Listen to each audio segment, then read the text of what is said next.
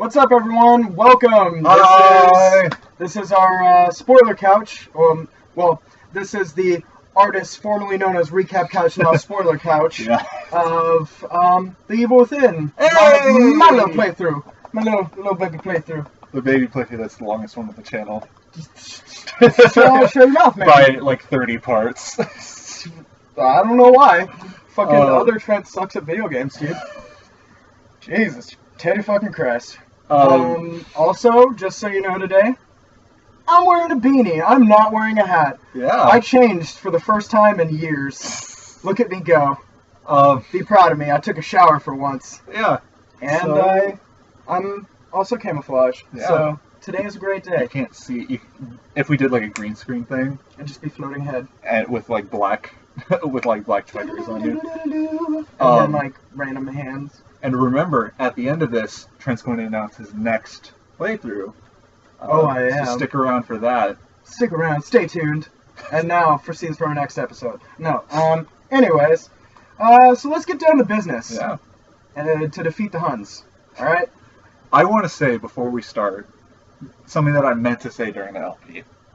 When your final game time and deaths came up, 257, I believe, was the number. Somewhere in there. I don't know that specifically because I've been editing the episodes or anything. I died a lot. But it was 257 times. I died 230 something times when I played through Kingdom Hearts on Proud mode, critical mode, Proud mode. Because I was trying to do it as like low level as possible, so it was like more of a skill thing. But it ended up me just like throwing myself at a boss until I figured out how to beat it. So, with that in mind, this game is more difficult than we anticipated, and ultimately we probably should have started on lower difficulty, but we'll do some more research next time, I guess. So, Trent, what did you know about the game beforehand? Because you definitely followed it way more than I did. Pause for a second here. Even though we said in the beginning this is called Spoiler Couch. Oh. There's gonna be spoilers. Yeah. We forgot to say that at the Whoops. beginning, but spoilers. Spoilers. Well, was this at E3? Did we see like a thing for it when we watched E3? I don't remember. I don't remember. I don't remember how we either. found out about it. No. We were looking up games to play, like new games that were coming out. What is coming out in 2014? Yeah. Yeah. And I was like, dude, this game looks cool. It was this or Alien Isolation. And then I was like, I think Alien Isolation came out first, right? Yes. And then we both heard that and it wasn't so good. It's not that it wasn't so good. It took a lot of risks. It's really slow paced because it's try to make your progress through the level. Oh shit, an enemy hide. Yeah. Then try and progress through the level. Oh shit, enemy hide for 9 hours. Yeah, no. It's I'm not down. super conducive to Let's Playing. Yeah.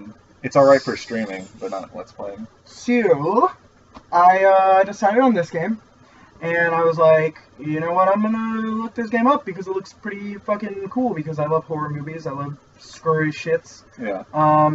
And so I watched like trailers on trailers, like Yeah. all the trailers. You saw just about every video that came out for this game except maybe Pretty the much. PAX Pretty demo, much. which I found. And the PAX demo was actually the first half of like Chapter 9. Oh, okay. Ironically enough, we're going to talk about it later.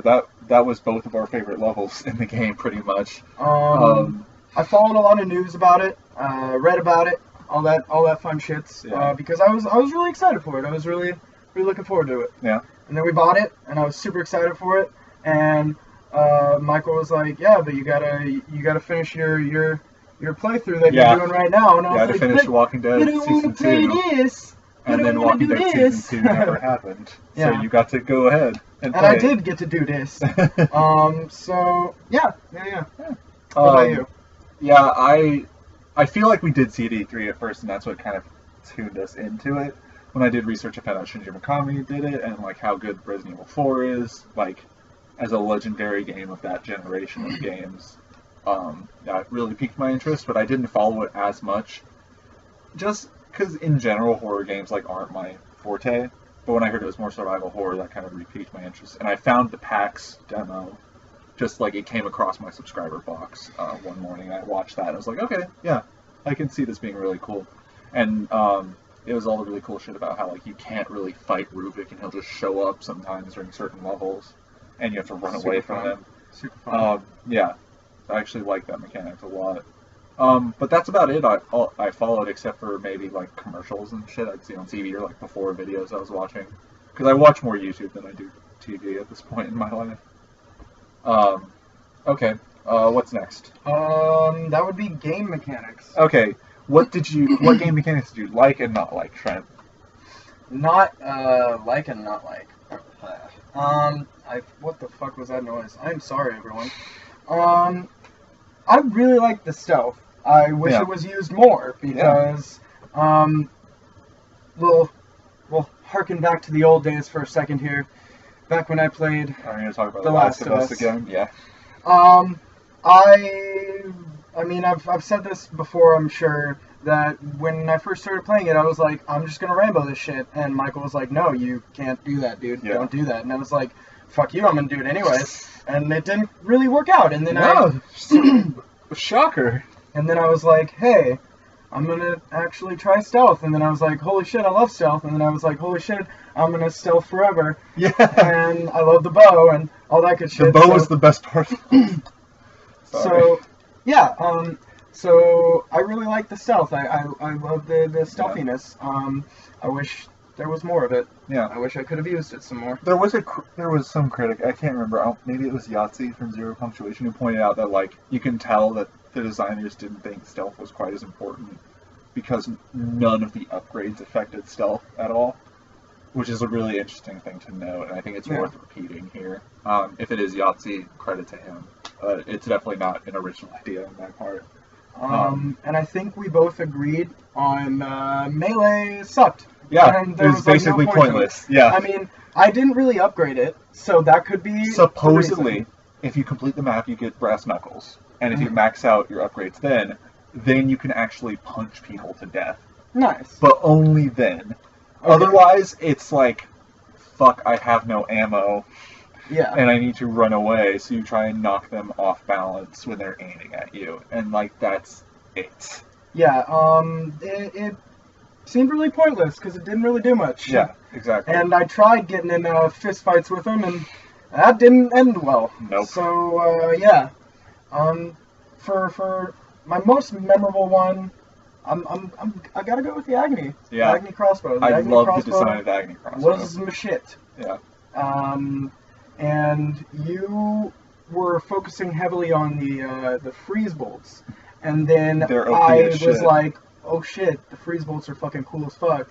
And yeah. What I also found out is if you max out the upgrade on the harpoon bolts, they'll one-shot any normal enemy in the game. Hell yeah. I wish we had known during the playthrough, but still. And the fact that freeze bolts work on every single boss, to my knowledge, is really cool.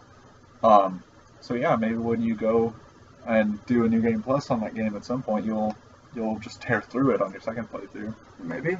Just rip ass. I'm gonna have to agree. Since it's my turn now to talk about game mechanics, the crossbow is still probably my favorite mechanic because I really like the idea of you being able to find and make your own ammo based on how willing you were to fuck with traps. Which I wasn't so much at the beginning. Not the bombs, for sure. Everything else you were willing to try and disarm. At the end, I got better. Yeah, you did. At the end, I wasn't so good at it. You were gun shy just because like the first couple didn't go your way, and then you like didn't touch them until like the last third of the game. Yep. I think it's a really clever design because then you don't have to like keep like contriving reasons why there's ammo all over the place. Because then it's like if these people make traps, you can disarm them and use their own weapons against you. And I feel like that's a really cool thing in survival horror. Similar to how you just like find parts in The Last of Us and you upgrade your weapons that way, but that's not quite the same. The trap variety and enemy variety, not necessarily in your base enemies, because the only real difference was like the masks sometimes, but like all the different but like all the different kinds of traps, and then like there are fat enemies, and then there's like Chainsaw Dude sort of became a regular enemy, and the Kluvik that became like a regular enemy towards the end. I thought all that was really cool. All the different kinds of traps, especially like throughout the story, where like there's the giant like Grim Reaper merry-go-round.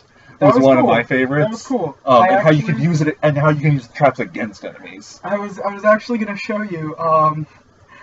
So I go on the game mechanics, or the game physics subreddit a lot now, And somebody posted onto there, game physics fuck up from the Evil Within. Yeah. And it was from that little merry-go-round thing, and he got his head chopped off, but it didn't kill him. And he was looking down at his head, and then it showed like him headless, just kind of like looking around. With doing no like head. an idle animation. Yeah, and the head was on the ground. I need to show you that. Okay, yeah. And I'm gonna have to agree, the melee feels like entirely pointless. Yeah. So like, it's not even comparing it to Resident Evil 4 again, but like the melees in Resident Evil 4 like definitely had a point in that like if you stunned an enemy, you could melee them and it would kill them. Because like either you knifed them while they were down, which is similar to how the matches work, which the matches are okay in this game. I didn't mind them. Or you do a spin kick if you stun them by shooting them in the head and it doesn't kill them, and that kills them. And that was really badass to watch Leon do fucking spin kicks and kicking all these people in the head. So yeah, that I hate to keep comparing it, especially since it's more survival horror and less action-y. Mm-hmm. So it's like, why would Sebastian be doing spin kicks? But at the same time, it's like, why would Leon be doing spin kicks? Spin kicks are the shit, dude. I do that all the time. Yeah, man. So now you get to talk about... You know how I destroy bad guys? How? In real life? In real life. Okay, how? I use the ultimate punch from Hot Rod. 2 fists and a foot at the same time. Yeah. Ultimate punch, man. Destroys fuckers. On that note, what are your favorite story moments? Favorite story moments. Let's see. I really liked the whole Sebastian backstory journals thing. Yeah. I liked learning more about him and learning more about how, yeah, this dude's actually like, he's a flawed man. He's fucking alcoholic. He's had some shit fucked up that happened to him. Yeah. Or some shit fucked up shit that happened to him. And he dealt with it in not very good way. Jesus Christ, I can't speak today. It's not like it's your job or anything. He dealt with it in not a really good way. Yeah. With turning to booze, but shit happens like that Yeah. a lot. Yeah. And so yeah, I just liked his learning about his backstory and all that fun shit. Yeah. The thing I didn't really like was the Sebastian and Joseph kind of like turning into the things. Yeah, and then how it just gets ignored after that. Yeah, they just never bring it up again. Yeah. Closure. People like it. And then most memorable was level 9. Yeah. We were talking about this actually. I think you brought it up, actually. The cruelest intentions or cruel intentions. Something like that. But all in Rubik's house, learn about little Rube. And the puzzles and shit. All of that was really cool. I love that. So yeah, that was my favorite level in the entire game. Fuck the bus level and the turret sequence. The bus level where you take over Kidman and you're driving on the highway. And there's just lines of dudes that if you like keep steering right, you run over everybody. You know what that reminded me of? That reminded me of just like some like it reminded me of when I was in computer class in high school. We talked about that, like Flash games. Yeah. And that reminded me exactly of a Flash game. I bet it's like an achievement or a trophy or something to run over all of them. Probably. But like, it's so transparent and they just kept like popping in at the end. So like they would pop in order.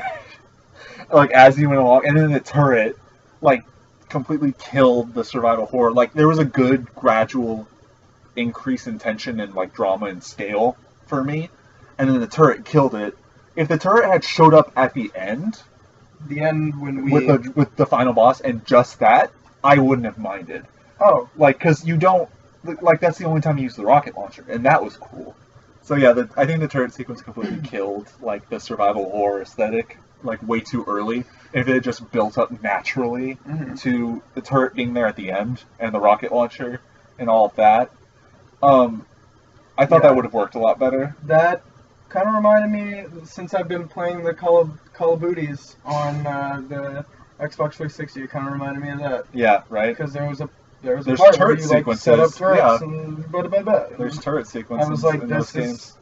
Why is this happening in survival horror? Exactly. Why is there Call of Booty shit in survival horror? Like, I like to think of this game in the same way that, like, mixing genres, right? Because it's like an action and survival horror game, I think is what it's going for, because it's trying to mix, like, a very, like, Silent Hill and Resident Evil vibe, which Resident Evil has always been kind of more action-y than survival horror, especially 4. 4 is definitely, like, an action game first. And to me, it's the same kind of thing where, like, you're mixing genres in general. Like, action RPGs is another thing, and, like, to put it in, like, musical terms, like pop punk, right? Because there are things that shouldn't work together. There should be opposites, but sometimes, and depending on who's, like, listening or, like, who's, like, surveying the music or the game, like, different, like, areas on the spectrum work for different people. And that, I feel like, was way too far on the action end, way too soon. For sure. And if it just built up naturally, it would have been better. I like the final boss. I like that is what the final boss comes down to, because how the fuck else would you fight Ruvik? You kept saying, but I don't have any ammo. I'm like, would you really be able to just shoot Ruvik and kill him in his current state? And it's like, no, you have to wait for him to, like, turn into his, like, ultimate self, and then kill that. His final form. Yeah, and then, like, he reveals his weak spot right as he's going for the kill for you. And, like, that's the only... That's, like, the only way that fight could have gone, right? Because you can't just fucking shoot Ruvik with a shotgun and expect it to kill him. You got a point. Because we lit him on fire, and he lived. Lit that bitch on fire. He was on fire. Yeah. And then, I'll kind of agree with you that, like, the collectibles and having to piece the story together was really cool. I feel like there's a little bit... excuse me. There's a little bit of a separation where, like, I'm glad that they tried developing the character more, but I still have a really hard time seeing Sebastian as that character, because he never once, like, it's mentioned, like, once in the story where Joseph is like, we didn't all, like, turn to the bottle to deal with our problems or something like that, like, really early on, like, chapter 6 or 7 or something like that. And then, like, the Kidman stuff was very loosely explored, and I feel like that's going to come in more in the DLC, which it's not a part of the base game, so we're not reviewing it because we don't know when it's coming out. Yeah. Like, if it had come out right after we finished the LP, we would have done it like how I did Dead Kings, right after Assassin's Creed Unity, but it didn't. And then also how I did the DLC for Walking Dead. Yeah, 400 days. Yeah. So yeah, that's what I thought of the story. Okay. Characters. Yes. Characters. Or lack thereof. Yeah. I feel like it's kind of cheap, and I'm sorry, but I really... No, wait, before this, we have to talk about how it relates to a series. And your response should be, but wait, there's no Evil Within 2. The Evil Within is Resident Evil 4 2. 4 squared. Yeah, exactly. There's so much that's borrowed from that game, and like reading interviews and talking about and like listening to like how the development went. This game wasn't supposed to be a survival horror game, and it was like cobbled together out of like a sci-fi game Shinji Mikami wanted to make, and then he's just like, well, fuck, I have to make this because no one wants to let me make whatever the fuck I want, even though I made like one of the most important games of like 2 generations ago. So I guess I'll just like throw together a survival horror game. How do I do that? I'll use a bunch of shit from Resident Evil 4. There's a lot of really nice send-offs to Resident Evil in general, but like there's a lot that feels like it's like, oh wait, so this is a lot like this one part from Resident Evil 4, like, or this one part from Resident Evil 2 or 1 or whatever. Like I pointed out like the shark thing, the zombie shark. I talk about the zombie shark in like episode 10 or something, and then there's a zombie shark level later in the game, and I'm just like, okay, yeah, I mean, it's not like no one can ever do another zombie shark thing, but it's like, it's a dude who also worked on that series. Yeah. So... And I don't know anything about the Resident Evil games. Because he's never played them. So now we can talk about characters or lack thereof. Yeah, like I was saying, I feel it's a little, I don't know, a little, it feels kind of cheap to say the main character is your favorite character. I'm going to say Sebastian. It feels kind of cheap to me, but whatever. I'm going to say him because I liked, like I said, the journal learning about like his backstory and everything, and I mean, I love a good like main character in a movie, in a game, in a TV show. I love a good main character that's not the perfect person. Yeah, that obviously. is flawed. That has like. Well, yeah, good characters in general have flaws. Yeah, that's but part of and his like he shows flaws that are like relevant and stuff. You know that. Well, to me, like not to like be sad and put a damper on it, but like I have like family members and stuff that have dealt with alcoholism, and so like seeing a person with alcoholism, it like gets to me, you know, and so like I really liked that. Yeah. I really liked like seeing his flaws and everything, and yeah. Yeah. One of my worst characters was Joseph. Joseph Gordon-Levitt. I love the actor, but the character in this game, he felt kind of really just one note there. Yeah. You know, he didn't really have personality. It was just kind of like Joseph. He's the nerd. Nerd. That's it. There was the nerd and the girl, but then the girl turns out to be like a secret agent or some shit. There's the nerd and the girl. No, but that's what it feels like until you get to the end of the game, right? Yeah. And let's see. My most memorable was Rubik. Just like all his fucked up shit. Yeah. And yeah. I don't know what else to say on that one. Who do you not like then? I already said who I didn't like. Joseph. Sorry. Come on, man. I think Ruvik, Kidman, and Myra are all really interesting characters that don't get like explored quite enough. Like Ruvik obviously did, but it's like my main problem with him that I wish there was more development of is it feels like him and Sebastian never had much reason to be in conflict with each other, except that Ruvik was like master of his domain and Sebastian was there just trying to get out, and those don't necessarily conflict. Like, why the fuck does it matter if Sebastian is there? Because Sebastian just keeps being told, like, oh no, you have to protect Leslie. Leslie's important. It's like, why the... I mean, yeah, I'm a cop, but like, why do I give a shit? I just want to get out of here. I don't remember exactly why Leslie was important. He's important because he, like, completed Ruvik's machine or whatever. Because they were, like, on the same brainwave or whatever bullshit, sci-fi shit. Jimenez got, like, personality development, but everyone else, along the lines of what you said about Joseph, is meh. You know what I mean? They have, they're like, one-note personalities. Tatiana is really interesting. Shout out to Tatiana. And I'm really interested to see where the Kidman DLC goes, but when the fuck is that coming out? Nobody knows. Technical problems. Ugly face. I am sorry. What kind of technical problems did this game have? It ran like butt, even though there was annoying as shit letterboxing. Yeah. Let's take a look right here at my notes. Exact note is, my exact notes is all caps. Fuck the letterboxing. I can guarantee that this game didn't start out letterboxed because all the prompts are designed to come up to like the knees of Sebastian, which are blocked by the letterboxing if you're looking up enough to see where you're going instead of looking down at the ground. Fuck the letterboxing. That's what I'm saying. It's really unfortunate that they couldn't get the game running well enough to not need that, or to the point where the frame rate wouldn't stutter at all without it. Like, it runs decently well at 30 with the letterboxing, but it's not like a rock solid 30, like something like Dark Souls or whatever. So, what the fuck? And your final thoughts? Final thoughts. Alright. Well, I said before I was really excited for it. Yeah. And I loved the atmosphere. They did very well with the atmosphere, very well creeping you out, creepy, scaring crawling. you. Like the music and the sound design really added a lot to it. I mean, everybody heard me being like, no, I'm not gonna go that way. I'm just no, like, but I don't want to. Like, just bitching the whole time, being a little bitch because it was scary. And they did good at that. They did good at the atmosphere. I loved all that. Yeah. I feel like I would have liked the game better if I was better at playing video games. You say that.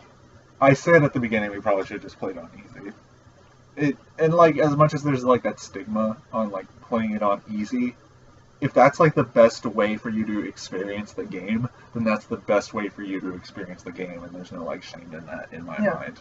I mean, but you're right. Like, a lot of the frustration for you came from, this is my X number of attempts. Yeah. Right, and it's just not fun anymore, and the pacing is killed, and the immersion is killed. Mm-hmm. I mean, like, I spent a lot of time being frustrated and annoyed, and then kind of taking that out on you, and then we both kind of, like, went at it a little bit, and yeah, I mean, I spent a lot of time getting frustrated with the game, getting annoyed with the game, because I spent, like, days on something trying to get through. Yeah.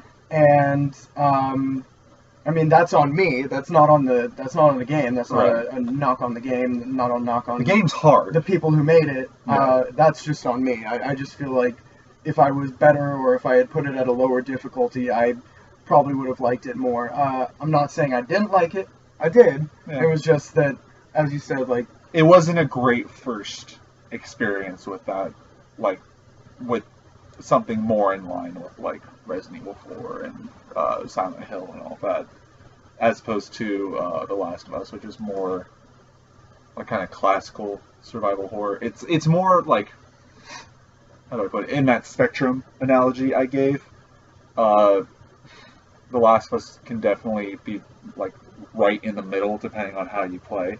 And you had and I was able to give you like, my wisdom on having played it before, of, like, this is the way the game wants you to play it, and it was designed for you to play it this way, and neither of us knew how that was with the Evil Within. Mm-hmm. The closest thing I had was, like, LPs of Resident Evil 4 that I'd seen. So, yeah. I have really similar thoughts. I didn't play it a whole lot. The parts that I did play where I, like, killed that boss for Trent, and then, like, when we were dicking around because we got stuck on bosses, and I would try it too, and I'm like, oh, fuck. Yeah, that's right. This game, it's impossible to pick anything up on the first go around in this game. It's really hard to aim without scoping. It's, yeah, this game's a lot harder than it looks, I guess. I don't know. It's still fun. I would go through and play it on New Game Plus. Yeah, I probably will someday. Yeah. In the future. So, yeah, that's it for us on the actual spoiler couch segment. Mm-hmm. We've let out our final thoughts. Trent has an announcement to make. So without further ado, I will show you our next playthrough that I am going to be playing. We decided to do a bad game. Yes. I've heard awful reviews about this, and I played a little bit of it, tiny bit. Like, it controls really badly. The first, like, 5 minutes, right? 5-10 minutes, yeah. Yeah. We're going to be playing The Walking Dead Survival Instinct. Starring Norman Fetus. Ridiculous. Norman Fetus. That's actually Norman his name. Fetus. That's his name. Yeah, so The Walking Dead Survival Instinct. That's what I'm going to be playing. It's a very meh first-person shooter survival game. The first, like, 5 minutes that I played, it looked really... It also looks really bad despite being a PS3 game. Yeah, but we'll see. It's a tie-in game. The back has some great stuff. Scavenge supplies to survive, and watch out! The walkers can see and smell you. That's a bullet point on the back of the box. Choose to survive and live with the consequences. Choose to survive. Do you have what it takes to survive? And play as Daryl alongside his brother Merle in an unforgiving prelude to the TV show. And that's the first bullet point. First bullet point is, this is a tie-in game. Guess what? This is a tie-in game, guys. That should clue you into how good or not the game is. Yeah, and I'm looking forward to it because... we're excited about it. That first 5-10 minutes, we were already giving it a good amount of shit, so... Yeah. This video should be coming up on a Monday. The first episode of The Walking Dead should be coming out the next day, Tuesday. The first episode of Persona should be up tomorrow. And we might have news about a new segment that we'll actually follow through with as opposed to Super Couch. So, you'll see and hear about that next time, guys. Thanks for watching. We might follow through on Super Couch. We might do that someday. Maybe someday. We'll see you next time, guys. Thanks so much for watching. We wouldn't do it if it wasn't for you. So. Yes, you're all amazing. Everybody who watches, we love you all. We love you all. Bye.